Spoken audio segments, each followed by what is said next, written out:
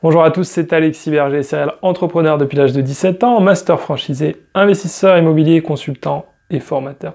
Dans cette vidéo, je vais vous dire, à mon humble avis, pourquoi David Laroche s'est fait détruire par Capital sur M6. Et pour moi, c'est quelque chose d'assez simple et ça m'étonne parce que David Laroche, ce qu'il dit, c'est que c'est justement un spécialiste dans la communication. Et il vend très cher justement ses conseils dans ces domaines-là. Et pas que cela, il parle aussi, il est surtout dans le développement personnel et il dit qu'il fait aussi de l'entrepreneuriat, mais pour moi, ce qu'il vend, c'est quand même beaucoup plus du développement personnel.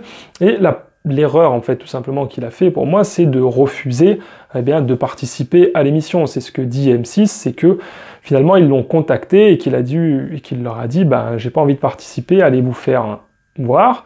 Et forcément, il n'y a rien de tel que de faire ça pour énerver un interlocuteur. Alors, il l'explique, lui, dans une de ses vidéos, c'est parce que justement, il avait peur, voilà, forcément que...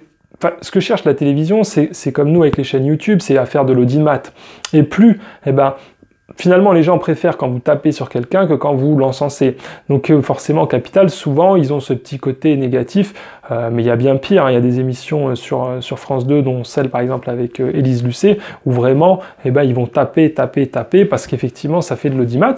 Mais du coup, c'est une mauvaise stratégie si vous savez ça, si vous savez que l'émission, elle a plutôt tendance à chercher la petite bête qu'à encenser les personnes qui passent dedans, c'est justement là qu'il ne faut surtout pas refuser. Parce qu'il y avait deux parties dans ce reportage. Il y avait la première partie qui était avec Franck Nicolas, qui lui a joué le jeu.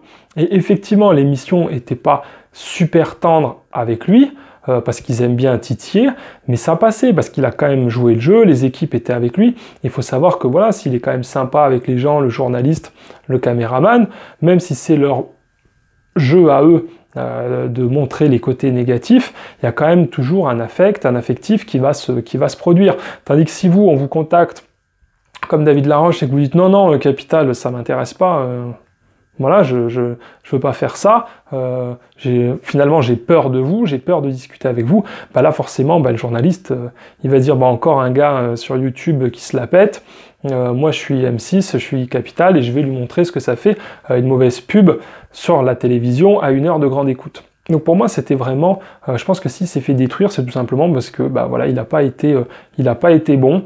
Il aurait dû jouer le jeu, naturellement il aurait été critiqué, mais il n'aurait jamais été critiqué comme c'était le cas là. Et en plus c'est vrai qu'il est vraiment dans le développement personnel. Et le développement personnel, c'est quelque chose je trouve que c'est difficile de juger la vraie valeur. Il n'y a pas de valeur au bonheur. Vous voyez, on ne pouvait pas dire, le bonheur, ça vaut 1000 euros, ça vaut 2000 euros, 5000, 100 000, 2 millions.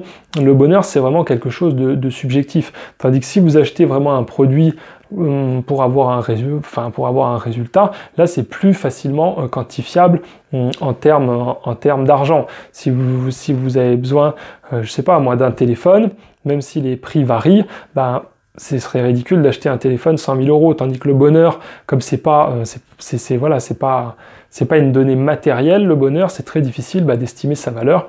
Et David, il commence avec des prix d'entrée de gamme, et c'est vrai, moi aussi, je trouve que c'est exagéré, parce que j'avais déjà regardé, il fait des programmes à 50, 70, 80 000 euros, donc il dit, si les gens peuvent se les payer et que ça leur fait plaisir de me donner autant d'argent et que moi je m'en mette plein les poches, tant mieux pour eux, mais voilà, je pense que c'est un petit peu, effectivement, voilà, c'est ce qu'ils ont dit dans le reportage, est-ce que c'est pas borderline, est-ce qu'ils poussent pas les gens avec des techniques de manipulation psychologique à acheter ces produits-là? Sincèrement, moi j'en sais rien, mais je pense que voilà, le mieux ça aurait été que lui donne son avis, qu'il explique aux journalistes, parce que là forcément vous avez un avis quand si vous refusez de participer à une interview, si vous refusez de participer à un reportage, vous n'avez l'avis que d'une seule personne, c'est-à-dire l'avis uniquement du journaliste.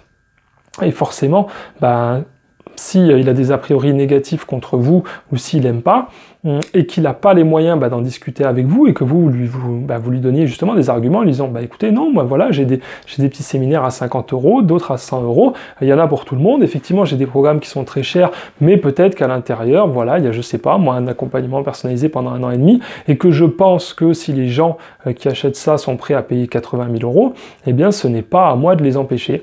Donc voilà, on va dire vraiment dans c'est vrai que c'est du capitalisme. Après, David Laroche dit qu'il est aussi et qu'il s'influence beaucoup des côtés américains, anglo-saxons, et on sait que voilà, il y a des coachs effectivement aux États-Unis qui facturent des sommes complètement délirantes, mais on n'est pas forcément habitué à ça en France. Moi, j'estime personnellement que rien ne vaut de dépenser 80 000 euros pour un coaching, que c'est vraiment exagéré, mais s'il y a des personnes qui pensent pas comme moi, et qui sont prêtes à dépenser cet argent, qui sont prêtes à donner 80 000 euros à David Laroche parce qu'elles pensent que voilà, elles auront un retour sur investissement, naturellement, a priori, elles peuvent le faire. On est quand même dans une... j'ai envie de dire, dans une démocratie, chacun est libre de ses choix et personne ne les force.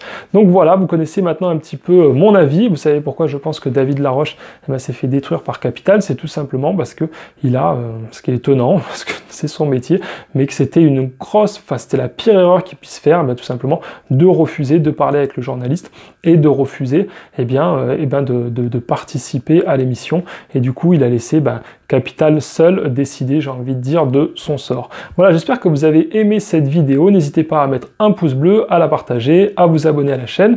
Et moi, en ce moment, je vous offre ma présentation de comment devenir millionnaire grâce à la franchise. C'est là-dedans que je suis spécialisé. Et dans cette présentation qui dure environ 1 heure, vous saurez comment j'ai pu me constituer un actif d'1 million d'euros en seulement 3 ans. Si vous voulez la voir, c'est complètement gratuit. Il vous suffit de cliquer sur le lien qui apparaît en ce moment ici à l'écran pour vous inscrire. Je vous dis à très bientôt. Ciao, ciao.